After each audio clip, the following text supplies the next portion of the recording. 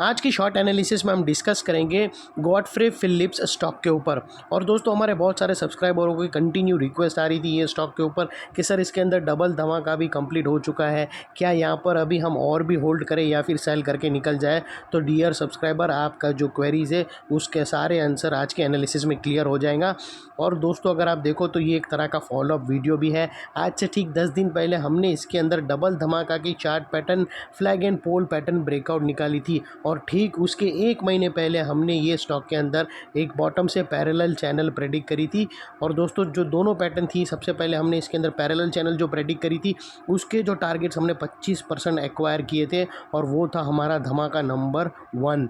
और दोस्तों उसके ठीक 1 महीने के बाद हमने यहाँ पर यानी लास्ट 10 दिन पहले हमने इसके ऊपर एक flag and pole pattern predict करी थी और उसके अंदर भी दोस्तों 17% कैप्चर किए। और दोस्तों जिस किसी को भी अगर झूठ लगे ये दोनों पैटर्न का, तो दोस्तों दोनों बैक डेटेड का वीडियो का लिंक डिस्क्रिप्शन में पड़ा है, जाकर एक बार ज़रूर देख लेना। हमने ऑलरेडी 1 महीने पहले से इसको बॉटम से कैप्चर करते आए हुए हैं और ऑलरेडी दोस्तों अगर आप देखो तो मोर देन 35% हम प्लस में है। और अभी ये स्टॉक के अंदर देखो तो यहाँ से और एक फर्दर रेंज पैटर्न ब्रेकआउट हुई है, जिसके तहत ये स्टॉक करंट लेवल से और भी 8 से 10% अपसाइड रनअप के लिए रेडी है। तो वो लिहाज से दोस्तों जिस किसी के पास भी पुरानी पोजीशन पड़ी है वो अपने एडवाइज़र को पूछकर ट्रेड को और भी स्टॉप लॉस के साथ ट्रेल करके प्रॉफिट पे राइड कर सकता है। लेकिन दोस्तों यहाँ पर मैं फ्रेश लोगों को बाइंग करने की रिकमेंडेशन नहीं करूँगा, क्योंकि दोस्तों इसका जो RSI है वो एकदम ही ओवर बॉट हो चुका है, जहाँ पर मैं नई बाइंग की रिकमेंडेशन नहीं करूँगा। जिसके पास ऑलरेडी पोजीशन होल्डिंग है वही सिर्फ ट्रेल कर सकता है, क्योंकि दोस्तों यहाँ पर जो RSI का जो लेवल है वो ऑलमोस्ट मोर देन 74 के पॉइंट के ऊपर चला है। और ये उसका एक हिस्ट्री का, जब भी ये स्टॉक की अगर आप बैक डेटेड हिस्ट्री देखो तो इसके अंदर जब भी 74 और 75 के पास RSI जाता है तो ये स्टॉक करेक्शन के अंदर एंटर होता है। लेकिन फ़र्क सिर्फ इतना है कि हर टाइम 74 75 RSI लेवल आता है तो ये स्टॉक कंसोलिडेशन के अंदर होता है, और ये टाइम दोस्तों इसने ब्रेकआउट दिया है। तो वो लिहाज से दोस्तों यहाँ पर 50% चांस है टारगेट के हिट होने के और 50% चांस है स्टॉप लॉस हिट होने के। उस लिहाज से मैं फ्रेश बाइंग मना कर रहा हूँ। लेकिन जिसके पास पोजीशन है उन लोग होल्ड कर सकते हैं। उन लोग को दोस्तों 50% में अगर 10% और भी अपसाइड मिल जाता है तो कोई बुरा भी नहीं रहेगा, और ट्रेलिंग स्टॉप्स अगर हिट हो जाता है तो वो वहाँ से बाहर निकल सकते हैं। और दोस्तों अगर आप देखो तो यहाँ पर मैं क्विकली आप लोगों को बता दूं कि फ्रेंड्स आप लोग देख सकते हो, दोस्तों आप लोग देख सकते हो कि यहाँ पर 2 चार्ट पैटर्न हमने प्रेडिक्ट करी थी। सबसे पहले हमने ये पैरेलल चैनल प्रेडिक्ट करी थी दोस्तों, और ये जस्ट अ मोमेंट दोस्तों आप लोग देख सकते हो कि पहले हमने ये पैरेलल चैनल प्रेडिक्ट करी थी और इसका अपसाइड में हमने कैप्चर किया था दोस्तों तकरीबन 25%। ये था हमारा ऑलमोस्ट धमाका नंबर 1। और दोस्तों इसके बाद हमने flag and pole pattern predict करी थी। ये था पोल और ये था उसका फ्लैग पैटर्न ब्रेकआउट, और ये था उसका अपसाइड में हमने जो कैप्चर किया दोस्तों, और ये था 17% और ये था हमारा धमाका नंबर 2।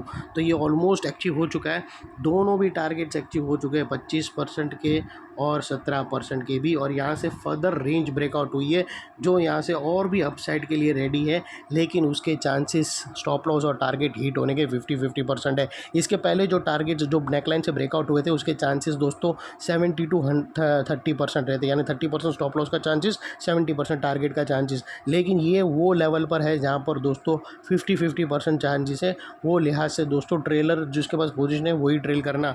और दोस्तों आप लोगों को बता दूं कि इतनी भयानक मार्केट में भी ये स्टॉक ने 12% से ऊपर की ब्रेकआउट कैंडल देकर क्लोजिंग दी है, जो हमें कंफर्म करता है कि यहाँ से और भी अपसाइड जाएंगी।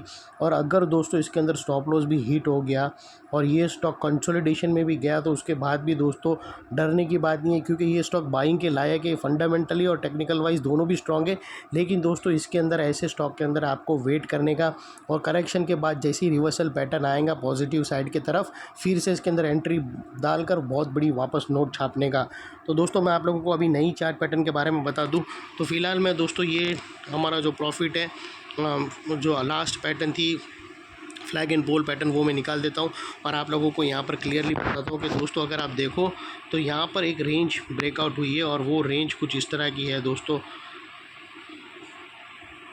ये रेंज। और दोस्तों यहाँ पर रेंज के अंदर दोस्तों अगर आप देखो तो ये जो फर्स्ट ब्रेकआउट कैंडल वो खुद इटसेल्फ 12% की है और हमारा टारगेट 10% का है। तो वो लिहाज से जो फर्स्ट ब्रेकआउट कैंडल के लो के नीचे क्लोजिंग बेसिस का स्टॉप लॉस आप लोगों को मैं नहीं दे सकता हूँ, क्योंकि वो लिहाज से अगर आप रिस्क टू रिवॉर्ड रेशो देखो तो वो एकदम ही बिगड़ जाएगा। तो दोस्तों यहाँ पर आपको प्योरली ATR की हेल्प लेना है। और दोस्तों यहाँ पर जो अगला टारगेट निकल कर आता है स्टॉक का वो 7,900 का आता है। फर्स्ट टारगेट 7,900 का आता है और सेकंड टारगेट दोस्तों 8,200 के आसपास का आता है, जो तकरीबन 10% के आसपास है।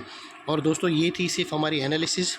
इसके अंदर ऑलमोस्ट हमने यहाँ पर अगर आप देखो तो दोस्तों यहाँ पर हमने फ्लैग एंड पोल पैटर्न निकाले थे, जिसको मैं सिर्फ अपने नॉलेज के लिए चार्ट के अंदर रख दूँ। और ये उसकी ब्रेकआउट रेंज थी, जिसको हम वाइट में कर देंगे। ये सिर्फ हमारे फ्यूचर रेफरेंस के लिए दोस्तों। तो दोस्तों अल्टीमेटली यहाँ पर अभी जो फोकस रहेगा वो थर्ड पैटर्न, इसके अंदर कंटिन्यू ब्रेकआउट हुई है। लेकिन दोस्तों ठीक है, हम ऑलरेडी बहुत सारी पैसे छाप चुके हैं ये स्टॉक के अंदर, तो दोस्तों कोई फ़र्क नहीं पड़ता है हम इस पर नई पोजीशन लेवे या नहीं। और सेकेंडली दोस्तों, अगर किसी के पास ऑलरेडी पोजीशन है और वो यहाँ से स्टॉप लॉस हिट कराना नहीं चाहता है तो वो पोजीशन लेकर बाहर भी निकल सकता है अपने एडवाइज़र को पूछकर। ये थी शॉर्ट एंड स्वीट एनालिसिस दोस्तों। अच्छी लगे तो प्लीज़ चैनल को लाइक शेयर सब्सक्राइब करते रहना।